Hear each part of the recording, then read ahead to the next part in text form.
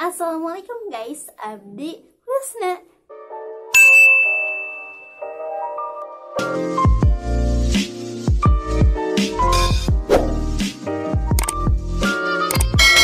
Welcome back to my channel, Lisna Gustiani Story.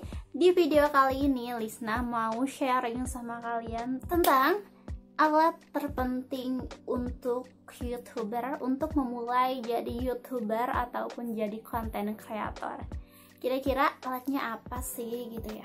Oke teman-teman, sebelum kita ke pembahasannya, seperti biasa jangan lupa subscribe dulu channel YouTubeku ini, oke? Dan juga aktifin tombol loncengnya agar ketika nanti Lisna upload video baru bakalan ada notifikasinya sama kalian. Juga jangan lupa like kalau kalian suka video ini, dan juga komen di bawah kalian mau Lisna bikin video apa lagi, dan juga share video ini ke semua sosial media kalian ya. Oke, jadi teman-teman, alat terpenting untuk memulai menjadi seorang YouTuber ataupun konten kreator menurut aku yaitu adalah kita harus mempunyai handphone atau HP. Why? Kenapa sih? Because teman-teman, seorang konten kreator ataupun YouTuber itu kan kerjanya itu kan membuat konten, membuat video gitu ya. Nah, untuk membuat video ataupun foto ataupun konten itu kita memerlukan yang namanya handphone ataupun HP. Kalau untuk YouTuber atau konten kreator yang sudah profesional gitu ya, bisa menggunakan kamera. Tetapi kan kamera itu terbilang barang yang cukup mahal karena harganya ya gitulah. Jadi kita bisa menggunakan handphone untuk sebagai pengganti kamera kayak gitu. Dan teman-teman, di zaman sekarang, di zaman yang sudah super canggih dengan teknologi ini, sudah banyak sekali handphone keluaran terbaru yang kualitasnya itu setara ataupun hampir dan tidak beda jauh dengan yang namanya kamera. Hampir sama dengan hasil foto dan video menggunakan kamera profesional gitu ya.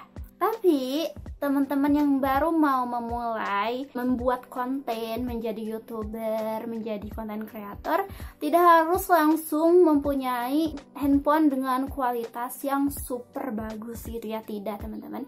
Karena aku tuh dulu memulai itu menggunakan handphone Xiaomi Redmi Note 5A kalau tidak salah, dan ya sempat ganti juga, dan sekarang aku ini menggunakan handphone Xiaomi Redmi Note 5A yang bener-bener dulu handphone pertama yang pas aku memulai menjadi YouTuber seperti itu. Dan jika aku boleh jujur ya teman-teman, untuk kualitas handphone yang aku gunakan ini mungkin teman-teman juga bisa melihat dan menilai sendiri.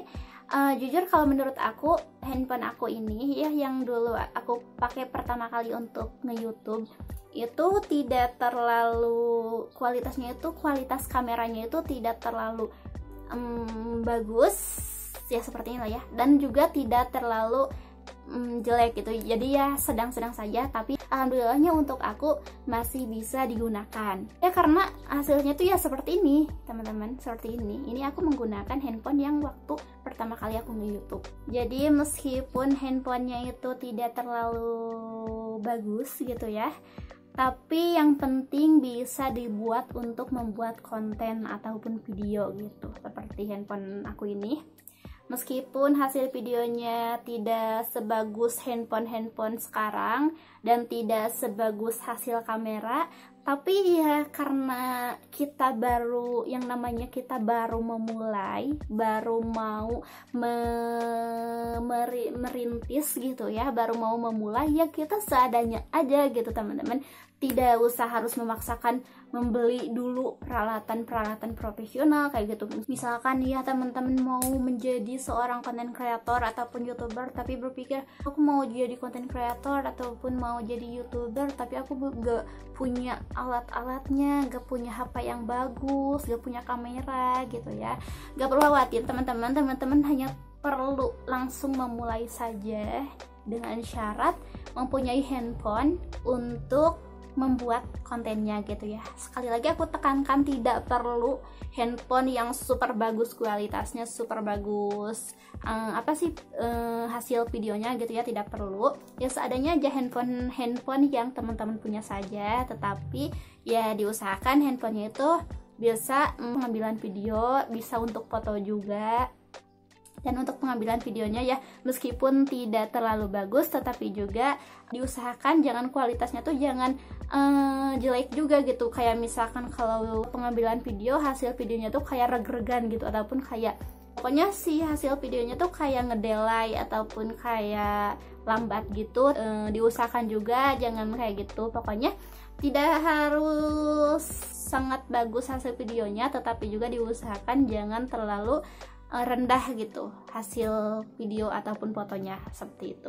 Dan lagi sekarang kan banyak sekali aplikasi editing foto sama video yang super duper bagus dengan banyak fitur, tetapi juga gratis gitu. Teman-teman bisa memanfaatkan itu untuk lebih memaksimalkan hasil video yang akan diupload untuk menjadi konten. Jadi kalaupun emang kita mempunyai handphone yang kualitasnya itu kurang untuk kita membuat konten, baik itu video ataupun foto, teman-teman diusahakan harus tahu gitu kelebihan ataupun kekurangan handphone yang teman-teman punya. Jadi kayak misalkan, handphone aku mah gak jelas gitu ya kameranya, terus gelap kameranya, hasilnya bagus kalau pengambilannya pas siang hari Nah berarti kalau misalkan teman-teman tahu handphone teman-teman kurang dalam pencahayaan, berarti teman-teman diusahakan pengambilan kontennya, pengambilan video ataupun fotonya itu dilakukan di siang hari agar tidak perlu menggunakan cahaya tambahan dan cahayanya itu alami gitu ya, dari sinar matahari. Biasanya kalau cahaya alami dari sinar matahari itu suka membuat video lebih bagus teman-teman.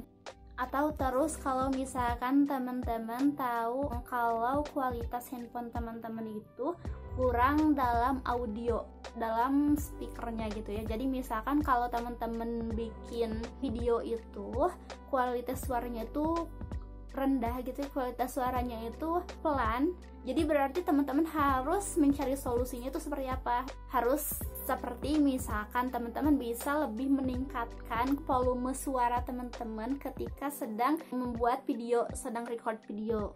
Ataupun misalkan kualitas pengambilan konten, pengambilan gambar ataupun video di HP teman-teman itu misalkan hanya bagus menggunakan kamera belakang gitu ya, sedangkan kalau kamera depan itu kurang bagus. Nah teman-teman bisa memanfaatkan kamera belakang untuk pengambilan kontennya seperti itu ya, karena kan namanya juga kita memanfaatkan yang ada gitu ya, seadanya aja dulu pas waktu mau memulai itu. Jadi kita harus pintar-pintar membaca situasi, bukan situasi sih, kayak ngakalinnya itu gitu. Kita tuh harus bisa aja gitu, biar gimana hasil video kita itu maksimal gitu. Oke teman-teman, intinya seperti itu ya yang bisa aku share di video kali ini, yaitu kenapa handphone atau HP menurut aku menjadi alat yang sangat terpenting, karena tanpa handphone kita tidak bisa membuat konten gitu ya.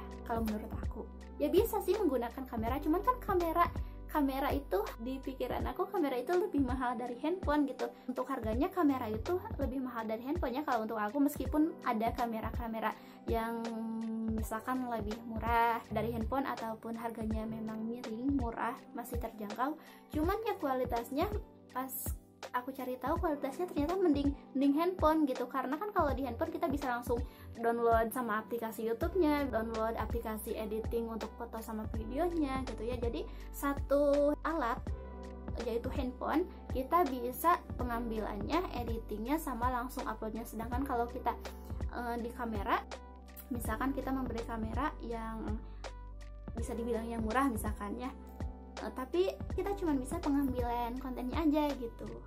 Dan handphone atau HP yang teman-teman punya untuk memulai menjadi seorang konten kreator ataupun youtuber tidak harus langsung mempunyai handphone yang dengan kualitas yang bagus, tidak ya. Teman-teman cukup gunakan handphone yang teman-teman punya saja, asalkan dengan syarat handphone itu bisa untuk pengambilan foto ataupun bisa pengambilan video untuk teman-teman membuat konten seperti itu. Oke teman-teman, itu dia yang bisa aku bahas di video kali ini. Mohon maaf jika banyak sekali obrolan ataupun perkataan aku yang keluar dari topik pembicaraan kita di video kali ini. Mohon maaf sekali. Pokoknya mohon maaf jika ada kata-kata yang salah ataupun kekurangan dalam video ini.